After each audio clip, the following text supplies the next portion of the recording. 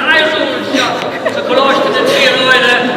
delighted to be here with you, and I just thought I'd start off with a few words in Irish, because I remember when I was elected Chancellor many years ago, 25 years ago, quarter of a century ago, I didn't realise the impact it had on some of my colleagues. They were absolutely horrified, and the paint nearly came off the ceiling in the members' bar, the idea of a gay person being among them.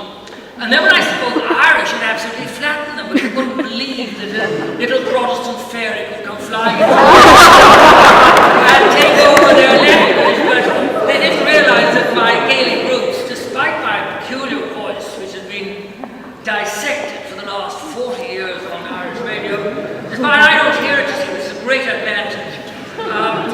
Despite that, I have good Gaelic pedigree on my mother's side. It really is terribly exciting to be here and see this enormous crowd. I mean, when I came into Trinity, I was still in the stage of thinking I'm the only one. And here are all of you. It's just wonderful. I wish I was coming back to Trinity now, but I think I should get my prop, actually. I didn't know I was going to say a few words. I probably won't. I'll probably say massive. But I actually turned up for the meal thinking, well, it's going to be a meal and a couple of people. Exactly. As was said earlier, and I came appropriately in my dirty raincoat. But I am now a dirty old man, you see.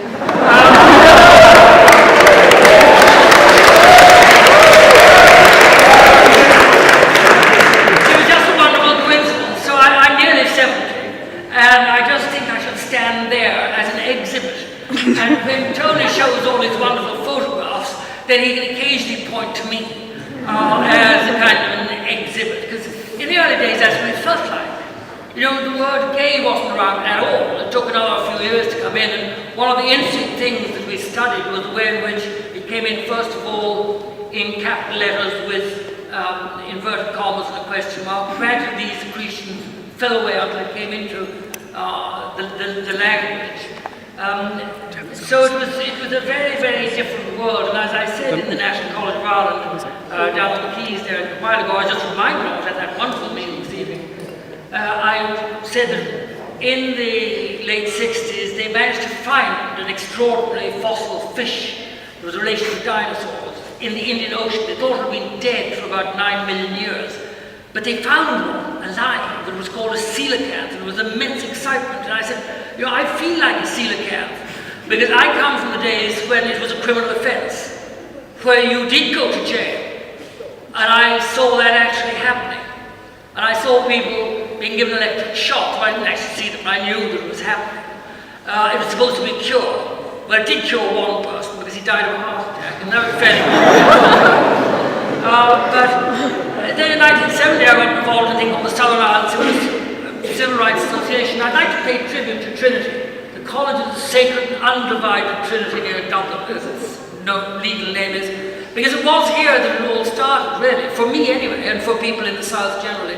And a lot of it happened in Regent House, as they called it then. It was the junior common room, that great, enormous Regency room over the arch. And it was there that the first meeting of the Southern Ireland Civil Rights Association started. They were very self-congratulatory, and I managed to persuade them to include homosexual law reform. And the reason I did it was very human. It was a very handsome young man on the other side of the aisle, and it turned out he was Dutch, and I thought, well, wow. And then when the other people started being self-congratulatory, I worked myself up into a snit, and I had a little bit of a tantrum. And I said to a very self-congratulatory, I am gay. I raised the voice of the flag, and it worked. It was wonderful. He came right over, and he was from Amsterdam. But the distressing thing is he wasn't gay at all. He was devout Catholic, but I made a friend. I'm still a friend, and that's great. You know, I'm still very friendly with the family. And then the students' representative, the student welfare person, went to a conference in the north in about 1972 or 3. Tony will tell you the exact dates, and came back with the idea of sexual liberation, general SLM, sexual liberation movement, USFI, Union for Sexual Freedoms in Ireland, and we started off with that in about 1973, and that also started here. And we had our meetings number 4. There were about 6 people. And we were all gay, basically, but we were looking for contraceptives and all these other things. And I was one of the people who led a split to create the Irish gay rights movement, and I have no regrets whatever about doing it. I thought it was about time we came out for freedom. But the last act of the SLM, Sexual Liberation Movement, was to have what was effectively the first gay march in Dublin. There were 6 of us, and I gave Tony the photograph, and it's over there. And it shows Hugo McManus, the beast, with my placard that said, homosexuals are revolting, which was our idea of a good pun. But it certainly nearly sent the 46A bus through the railings of Stephen's Green. And it was outside the Department of Justice, and all the Secretariat staff were up in the 2nd floor window looking out. And along came a lorry, and there was a big flump, and an enormous roll of carpet landed on the pavement beside me. It was the minister's new carpet. And the helper got out and he took one look and he said, Jesus, Mick, fucking queers! But the really lovely thing was the rejoinder from Mick, who was inside in the cab, and he was even bigger and hairier and more muscular, and he got out of the cab, took one look at us and said, what a bear, I don't give a bollocks, a picket's a fucking picket, mate. And he took up the placard and the 2 of them walked around for half an hour with us.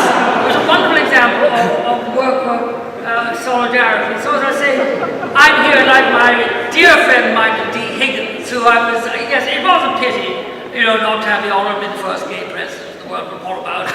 You win some, you lose some. The homophobic fucking media better watch out, honey, because I'm coming after them.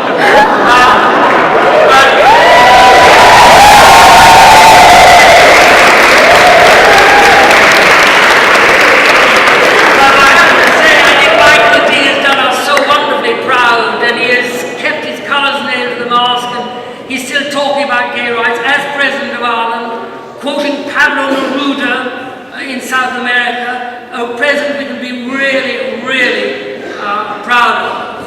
And Michael D and myself stood together on so many issues, including this one. Now I have to say, looking through the exhibition, I hope you've had a look at it. I mean, it's great fun to have a few drinks and get squiffy, but please leave the waiters alone if they're straight. Or alternatively.